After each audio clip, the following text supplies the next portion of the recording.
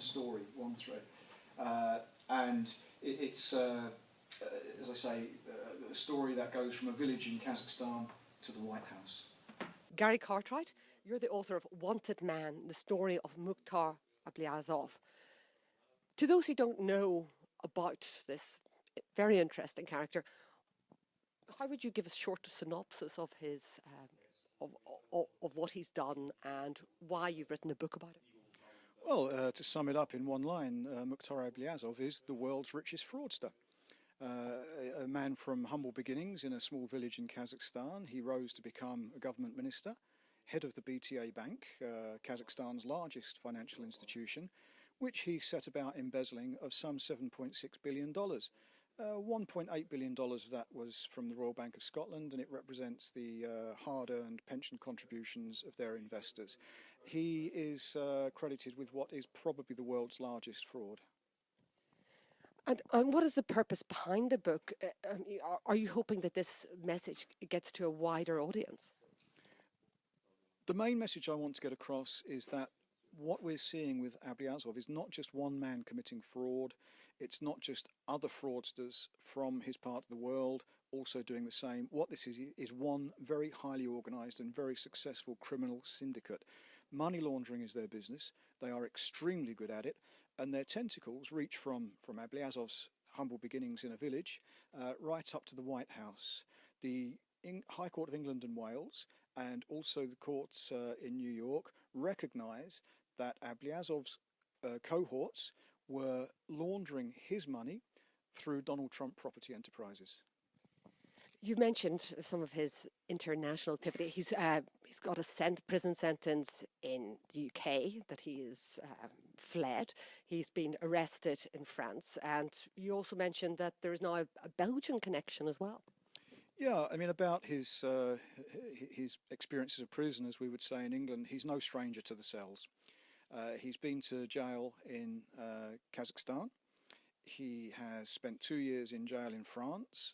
He has 3 consecutive 22-month sentences outstanding against him in the UK for contempt of court. He's wanted for extradition by not only Kazakhstan, but by Russia, by Ukraine.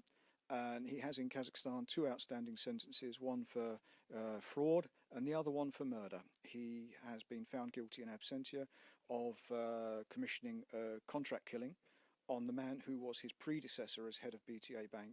This man, Yerjan Tatishev, had to be eliminated so that Ablyazov could make his play.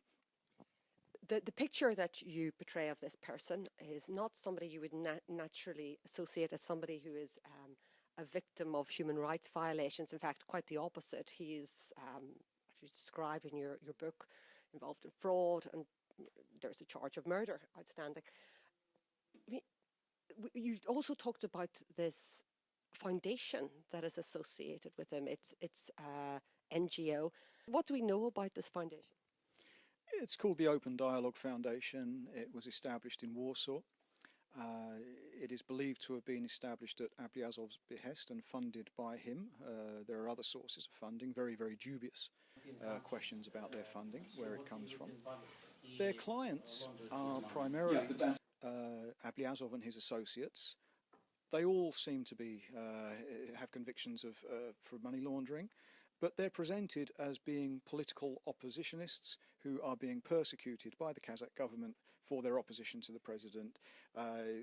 There is a standard model. They will set up a political organisation that they will lead, and then that is their justification for claiming to be persecuted. This foundation is highly discredited. The president of the foundation was recently banned from entering the Schengen zone by request from Poland, who claimed that her movements were a threat to national security. Her husband, who is also an official of the foundation and a Polish citizen, called recently for the overthrow of the Polish state. This is a very unusual human rights NGO. There is some good work that the foundation does, I have to say, but when you look at it, you will see that this work is done by volunteers and by interns, and what they're doing is they're riding on the backs of human rights campaigns that are already existing, freeing Oleg Sentsov, the Russian filmmaker from Russia, Ukrainian filmmaker who's currently in jail in Russia. So yeah, they're bandwagon jumping to give the impression that they are actually doing really good work. Do you know about this person's whereabouts at this moment?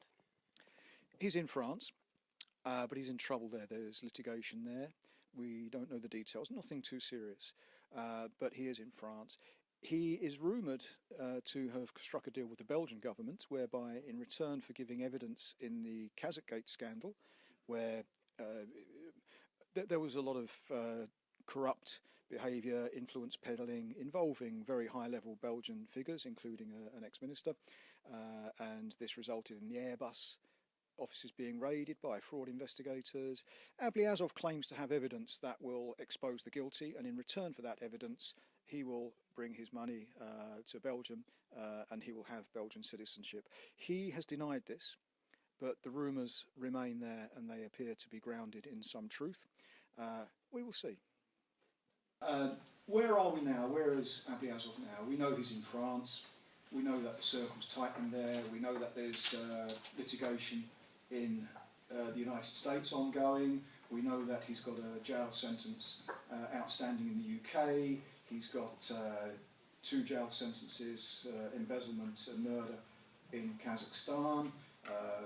There's money laundering, fake banks, even computer hacking in the case of his son-in-law, Ilyas Krapunov. Where is he now?